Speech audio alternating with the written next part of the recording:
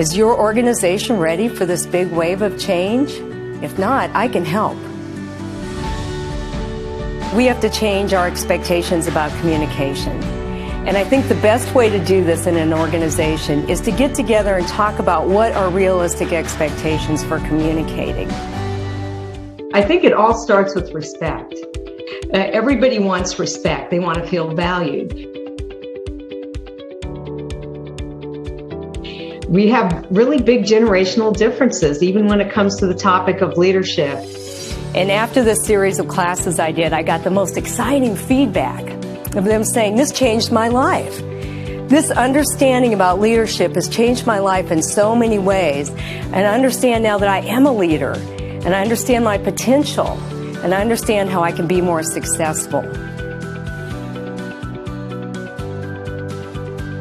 When you build a team with generational inclusion where everybody feels valued and respected and has something to bring to the table, everything else falls into place.